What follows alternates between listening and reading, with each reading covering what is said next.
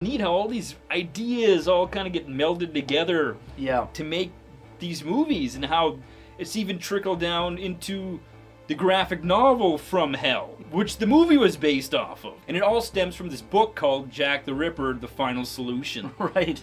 Wild plots and conspiracies involving the Freemasons. Yeah, you know? and the Prince of England and everything like that. It's such a crock of shit.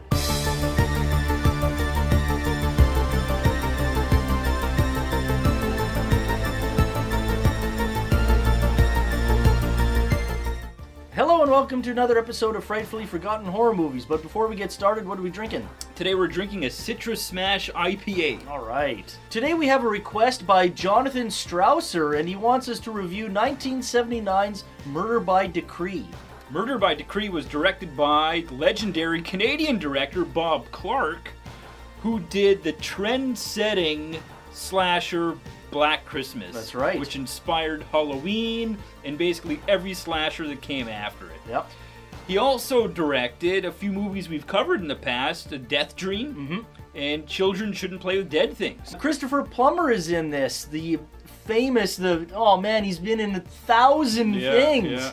But he was General Chang in The Undiscovered Country. We have to mention that because we're a bunch of Trek nerds. Donald Sutherland is in this. That's another legend. We're not going to go into everything that he was in, but Invasion of the Body Snatchers is one. And also James Mason, another huge legend. He was in Salem's Lot, just to mention one movie out of the 1,000. And Genevieve Bujold is also in this. Yeah. And she's also Canadian. She was in a movie we covered this year, Tightrope. Yeah. With Clint Eastwood. His ass is all greasy. So Murder by Decree starts off, you see these foggy streets of London, right? Cobblestone streets and the horse and carriage. Yeah, the handsome cab. Really sets the tone right away. It's 1888, and we get put in this kind of opera house. And everyone's waiting for the prince to show up before the show starts. There seems to be a delay, Watson. And we get introduced to Sherlock Holmes and Dr. Watson. So this is a Sherlock Holmes movie. Yeah. But not based on one of the novels. The prince shows up finally, and people start booing him like the social divide is already evident here. The people in the high balconies, woo! Yeah. We are mentioning that for a reason, because the prince does come into play later on in this movie. We then see this man in like a black cape and a top hat, and these really black eyes. The blackest eyes. The devil's eyes. Attack this woman. Watson starts talking about the Jack the Ripper murders and saying, well, how come you haven't been helping out with the murders, you know? He's like, well, no one's asked me yet. Yeah. They get back to their flat, and there's a knock at the door right away. And there's a bunch of, like, townspeople saying, will you please help out with the Jack the Ripper investigation? Like, women on our streets, friends of ours, are being murdered, and the cops don't seem to be doing anything about it. They're useless. We need the great Sherlock Holmes to solve this. We then see this cab pull up through the mist, of course. Yep. This mysterious driver, you can't really see him. And they stop at a working woman. Door opens and they invite her in. And then Sherlock Holmes gets woken up in the middle of the night. There's been another murder, and they take him to the murder site. And of course, she's all gutted. It's Jack the Ripper. Yeah. Come on, Watson. The game is afoot. Yeah. Next day, Watson and Holmes get this letter from someone saying, I have information about the Ripper. Meet me at the docks.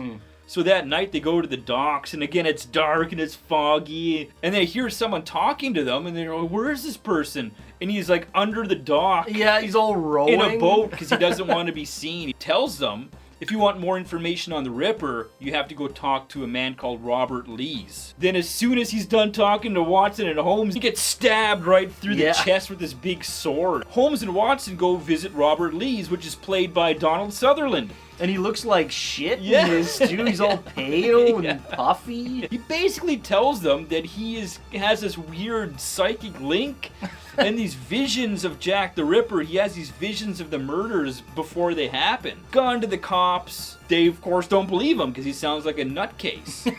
Yeah.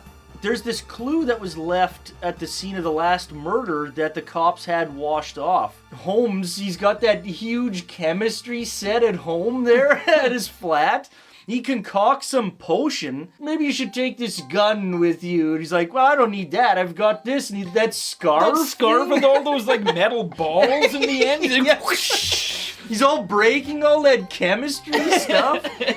Just when he leaves and goes to wrap it around his neck, and you hear all these glasses smashing. Uncovers this writing pointing to maybe the fact that the Jews have done this killing. Sir Charles learns of this, starts giving him a bit of shit, and he wants them kind of off the case. But Holmes kind of has a one-up on him. He kind of gives him a handshake, and he does this weird thing, yeah, and then grabs his ring off, and then he flips the ring around, and it's like these Mason symbols, and it turns out that this Sir Charles is a Freemason. Holmes and Watson kind of surmise that the killer is in cahoots with possibly a Freemason. Sir Charles is kind of covering it up. Yeah. He's covering up a fellow Mason, basically protecting him. So Holmes sends Watson out to do a bit of investigating on the women. Investigating the women. Yeah, the best job. Yeah, and he's always all drinking with all these hookers and everything. Yeah. Leads him into this alleyway, and there's this pimp that like closes the gate. They get into this big fight. Watson ends up getting thrown in jail for like, you know, soliciting prostitutes. Carriage ride home. Holmes is all laughing at him. I hardly think this is funny. Watson has learned from this prostitute that Annie Crook, this woman, has actually been sent to an asylum. Holmes and Watson, they end up taking a trip to this asylum. They learn that this Annie Crook had a relationship with the prince, the next heir in line to the throne of England. But they actually had a child together. The prince wanted all of this covered up, though. Annie kind of had the foresight to see this coming, so sent the baby away with one of her friends who are fellow prostitutes. They hid the baby away somewhere. They think that the prince is possibly getting people to slowly kill these women to find the baby, get rid of this dark smudge that's on the royal family, right? Holmes and Watson go out on the case to try and find this missing baby, and that's where we're going to end the plot. So if you want to see what happens with Holmes and Watson and all the cast of characters that are in this movie, keep watching Murder by Decree. There's a lot more that happens. Murder by Decree is actually inspired by two different things. Another movie called A Study in Terror from 1965, which was the first movie to have Sherlock Holmes on the tail of Jack the Ripper. Yeah. All these ideas actually come from a book that came out just before Murder by Decree called Jack the Ripper, The Final Solution. Fantastical theory about this exact thing. And if all this sounds familiar to you, you may have seen another movie called From Hell with Johnny Depp, which has a very similar plot. Annie Crook having an affair with the prince, having a baby, the Freemasons are all covering it up. Mm-hmm. Neat how all these ideas all kind of get melded together to make these movies, and how it's even trickled down into the graphic novel From Hell. Right. You know? Which the movie was based off of. There's that movie you watched, The Ripper. Yeah, the made-for-TV movie with Patrick Bergin that's a precursor to From Hell. Yeah. It's basically a TV movie of From Hell. Before From Hell. Before From Hell. And it all stems from this book called Jack the Ripper, The Final Solution. Right. It's such a crazy idea. But it makes for a good story. That's right. Which I think is why it has kind of lasted and been used so many times. It's an interesting theory. Yeah. I mean, even Star Trek covered it. Yeah, like, fuck, You know, like, so- in space, you know. Die, die, die, everybody die. Deep space. Die, die, die, everybody die. Din, diddly, din, diddly, din. They use the Sherlock Holmes characters to drive this story. They're not exact, but they do a really good job, and I think they do the Arthur Conan Doyle characters a little bit of justice. It's not perfect. They keep it on a serious level for the most part. Though there are funny parts. There are funny parts. Intentionally funny parts. Yeah. Like Watson trying to get that pea on his fork, trying to stab it. What are you doing, Watson? Trying to eat my pea. And then Sherlock Holmes comes up and smushes it and squishes it all up. I don't like my peas squished. Yeah. I like them whole. And then he eats it after. He's like, no. No good. The dynamic between Sherlock Holmes and Dr. Watson is really good in this movie. Yeah, and it's really evident that they're close friends. I enjoy that dynamic. I think that's my favorite part of this movie is their dynamic. They're not stepping over each other's toes, right? He goes off on one clue and he tells Watson to go after another clue, right? So the two of them are tackling this whole situation together as friends and colleagues. Yeah, and Watson doesn't come off as like an idiot like sometimes he does in certain adaptations, which I don't think is true to the source material at all. I like Christopher Plummer's portrayal of Sherlock Holmes. Yeah. But I wasn't a huge fan of the way he was written. Not smart enough, almost. And then he's always getting beat up all the time. It's like... yeah, he's not really, like, as calculating. Yeah, like, it's... Yeah, he makes he makes too many mistakes for Sherlock Holmes. He finds that one woman, he's like, don't worry, I'll protect you. And then she gets killed, like, right away. Like, 2 minutes later, she's dead. He gets thrown into that wall or whatever and, like, passes out. Like... So... I know he's not an action hero. That's not what Sherlock Holmes is supposed to be, but he could have been a little bit more of a... Right, yeah. A little bit more capable in hand-to-hand combat, right. you know? Yeah. It shows that he's human, though. Exactly, yeah. So I kind of like that, you know. Yeah. And all the characters are played by this wicked, stacked Canadian cast. We learned that it was a joint production between Canada and the UK, too. The atmosphere in this movie is fantastic. It does a really good job of nailing that 1800s London vibe, right?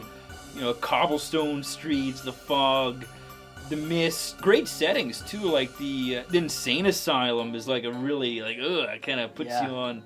Yeah, and even Sherlock Holmes and Watson's flat there, like it's all adorned with like daggers and swords and guns and everything, and like all this posh kind of stuff.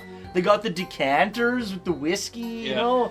Man, that's, you know, it puts you there. There's no young, really good-looking, like overly good-looking, polished people in this. Yeah, like in From Hell. Like Heather Graham's all gorgeous. Yeah, and she's some prostitute like my ass. Yeah. In this movie, they all look like like they're supposed to, right? It's hard not to compare this movie to From Hell because they're basically almost the same movie, except From Hell doesn't have Sherlock Holmes in it. Not just the story, of course, they came from the same book, but like visually too. Like Jack the Ripper in this movie has those like dark black eyes. Yeah. Well, they did that in From Hell as well. Psychic link to Jack the Ripper. Well, it's not the inspector in this movie. It's Donald Sutherland's character, but that's in From Hell as well, you know. The big question is which movie does it better? I like this one better. I think so too. I think it nailed the vibe, the atmosphere. Didn't come across as Hollywood. That's right, yeah. Because it's not Hollywood.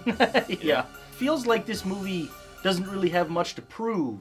You know what I mean? Like they're not whacking off. From Hell is a good movie too. It's got its artsy moments and stuff, but it does have that Hollywood feel to it. That this has a grittier tone, which suits the material better. That's I right. think. Yeah. Suits Jack the Ripper better. Jack the Ripper is something we have to kind of end the episode off on because you're never going to solve it. No. And that's what perpetuates all of this, That's what makes these types of movies and theories so fun because you have to come up with neat and fun theories because you're not going to come up with some DNA and solve it. Yeah. Although they did try that. And it's like, how are you don't have Jack the Ripper's DNA on file, so it's like, how are you supposed to compare that? It's like, they're all guessing. There's a lot of good documentaries about Jack the Ripper, too, and a lot of good, like, factual-based shows. Jack the Ripper New Evidence, which I think they kind of solved it. Yeah. They've definitely, I've seen several different you know, Oh, I've seen tons. things on Jack the Ripper. And it all kind of boils down to a couple of people. Yeah. It's one of 3 people. But basically, I think that it's nothing wild and fantastic, right? Not It's like just- this. No, No. and it's most of the proper theories are that it's just a normal man Yeah. that was just fucked in the head. Yeah. Right? He just had problems. Fun to theorize. Yeah. And let's be honest, something like this makes for a better movie than just Joe Schmo Yeah. was Jack the Ripper. You know, this is more fun to think of these wild plots and conspiracies involving the Freemasons. Yeah, you know? yeah, and the Prince of England and everything like that is such a crock of shit. But it's fun. Yeah. Yeah, so let us know some of your theories about who Jack the Ripper might be. Or maybe some really cool documentaries that you might have seen. If you've seen all these movies we've mentioned, you know, this movie, A Study in Terror from Hell, Yeah. let us know which movie you think is the best Jack the Ripper movie. And until next time, keep drinking.